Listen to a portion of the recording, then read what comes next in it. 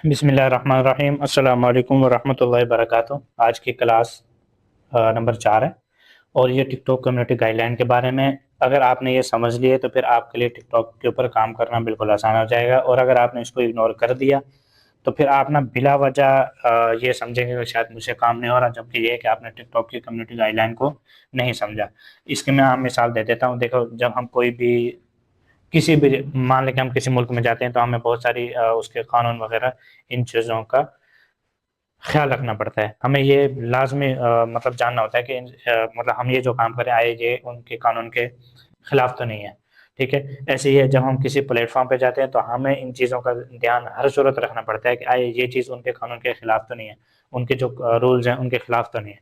क्योंकि सम टाइम ऐसा होता है कि इंसान जो है ना अपने भोले-भाले में उन चीज़ों की वो वायलेशन कर देता है और फिर जो है ना उसका अकाउंट बैन भी हो जाता है, या फिर नॉट एलिजिबल फॉर रिफंड आना शुरू हो जाता है, या और वीडियोज़ डिस्क्वालीफाई होने शुरू हो जाते हैं, या अकाउंट डिस्क्वालीफाई होना शुरू हो जाता है। तो आपने इन चीज़ों का हर सूरत ध्यान में रखना है। तो मैं इस वजह से हर सूरत इस चीज़ के ऊपर जो है ना वो बड़ी मतलब शुरू दिन से ही मैं इसके ऊपर बड़े एहतियात से काम करता हूँ।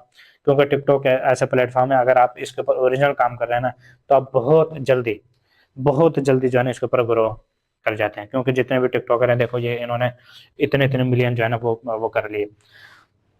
अब चाहे वो मतलब बेशक वो डांस ही क्यों ना करते हों, लेकिन ओरिजिनल वाले जो है ना बहुत जल्दी ग्रो कर जाते हैं। और जो फेस के साथ ज़्यादातर बनाते हैं, वैसे हम फेसलेस बनाते हैं, लेकिन फिर भी जो है ना वो ग्रो कर जाती है, क्योंकि टिकटॉक ओरिजिनल को बहुत ज़्यादा प्रमोट करता है। अच्छा जी, अब सबसे पहले आ जाते हैं जी for you feed eligibility standard, मतलब कौन-सी वीडियो है जो टिकटॉक फॉर यू में भेजता है। अगर आपको not eligible for you feed आ रहा है ना, तो फिर आपने इसको ज़हन में रखना है। इस बात को आपने ज़हन में रखना है, जहाँ पे जो-जो चीज़ें लिखी हुई है ना, अगर कोई भी चीज़ आपकी वीडियो के अंदर होगी ना, तो आपको not eligible for you feed आ जाएगा, इस बात को ज़हन में रखना। अच्छा जी, इन्होंने काफ़ी चीज़ें लिखी हुई है, लेकिन मैं जो है ना, यहाँ पे लेके जाऊँगा फॉर यू फीड इनएलिजिबल, मतलब not eligible for you feed, ये मतलब इसके दोनों नाम हैं।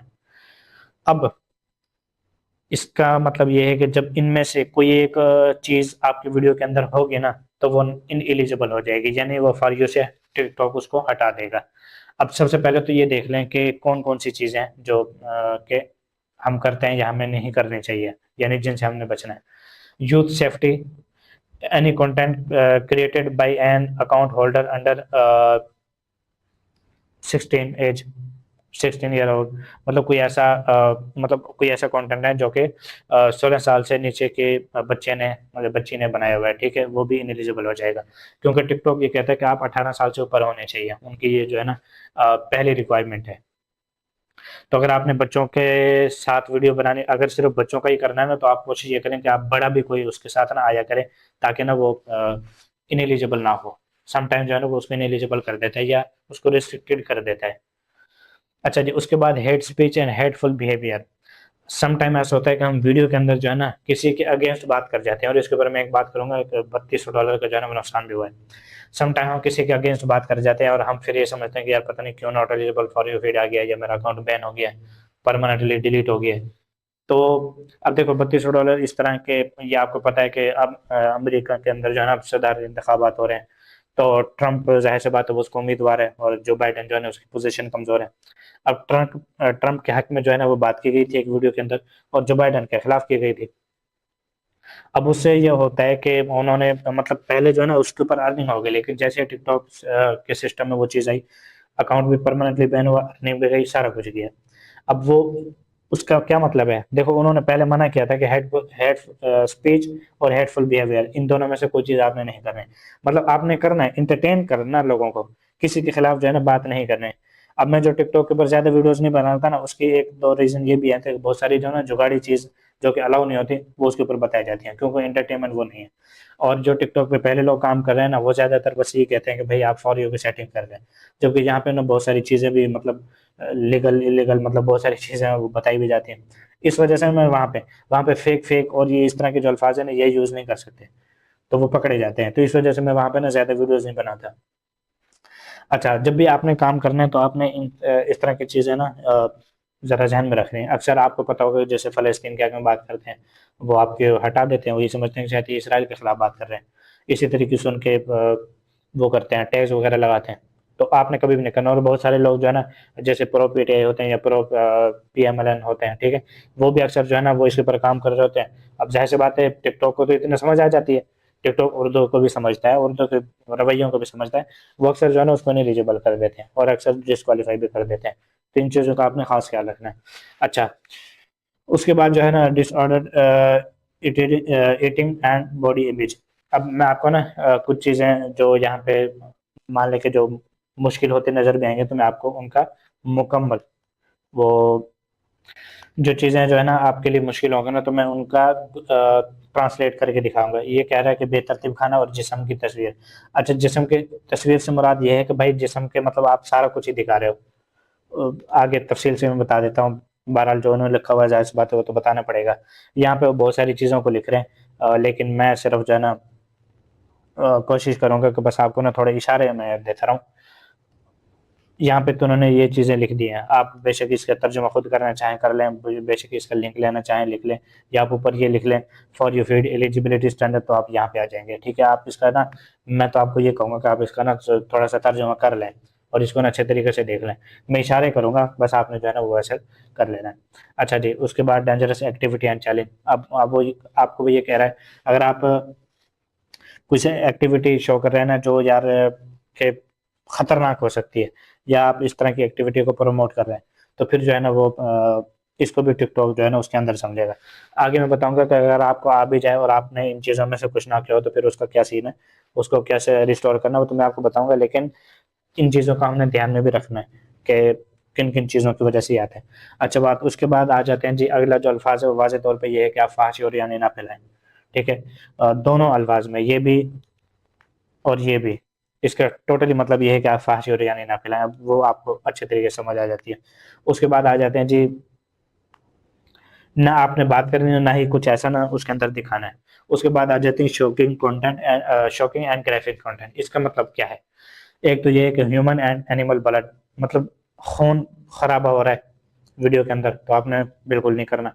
एक्सट्रीमली फिजिकल फाइटिंग, भाई ऐसी लड़ाई हो रही है कि उसके अंदर जो है ना वो जानी नुकसान का खतरा है, इस तरह के नहीं करना।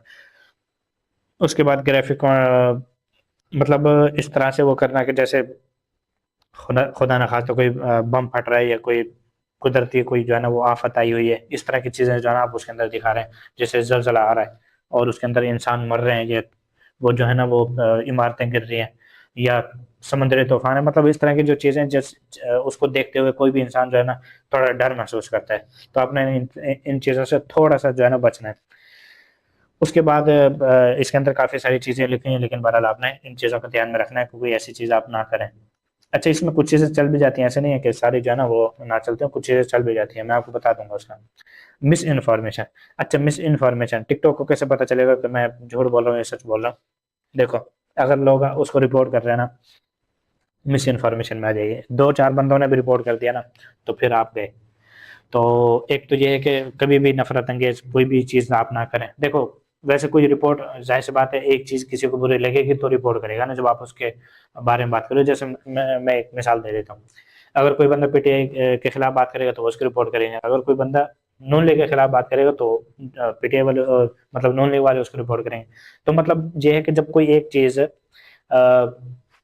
किसी के खिलाफ होती है ना, तो फिर वो उसको रिपोर्ट करते हैं। तो जब आप, जाहिर सी बात है, ऐसा करेंगे नहीं। मैं ये आम पाकिस्तानी मिसाल इस वजह से दे रहा हूँ ताकि इसको आप अच्छे तरीके से समझ लेंगे। ये नहीं है कि आपने वहां पे भी जाके ये सारा काम करना, हमने पाकिस्तान में काम ही नहीं करना, हमने तो सारा प्रीमियम कंटेंट पे काम करना है। क्योंकि पाकिस्तानी कंटेंट पे आप 1 बिलियन व्यूज लें, आपको 10-20 डॉलर मुश्किल से मिलते हैं। ठीक है, यही आप 1 बिलियन व्यूज लें, वहां पे आपको 500-700 डॉलर आराम से मिल जाते हैं। तो पाकिस्तानी पे तो ऐसे काम ही नहीं करना, लेकिन मैं मिसाल पाकिस्तानी देके वैसे समझा रहा हूँ। अच्छा जी, उसके बाद जो है ना ये मिस इन्फॉर्मेशन के अंदर बहुत सारी चीज़ें, लेकिन आपने इन चीज़ों से बचना है। और मैं आपको ये बताता हूँ कि ज़्यादातर लोग जो जब इसके ऊपर काम करते हैं ना, या जब इसकी रिपोर्ट करते हैं, तब ये जाके ये पता चलता है, वैसे नहीं। अच्छा जी, उसके बाद सिविक एंड इलेक्शन इंटेग्रिटी, ये भी तकरीबन जो है ना मिस इन्फॉर्मेशन और इससे रेलिवेंट ही है। उसके बाद आपने वीडियो के अंदर कोई ऐसी चीज़ नहीं करनी, like for like, follow for follow, मतलब इस तरह की कोई भी किसी भी किस्म के, या उनको मैनिपुलेट करना गिफ्ट वगैरह करने के लिए, तो ये चीज़ें आपने जो है ना बिल्कुल नहीं करनी।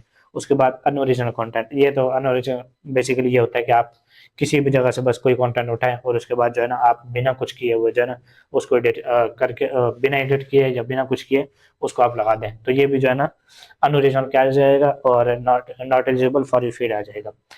अब यहाँ पे रिप्रोड्यूस और unoriginal content that is imported और अपलोडेड विदाउट एनी न्यू और क्रिएटिव एडिट्स, वो ये कह रहे हैं कि बिना न्यू या क्रिएटिव एडिट के ना आप अगर आप उसको लगा देंगे तो फिर जो है ना वो इशू आएगा।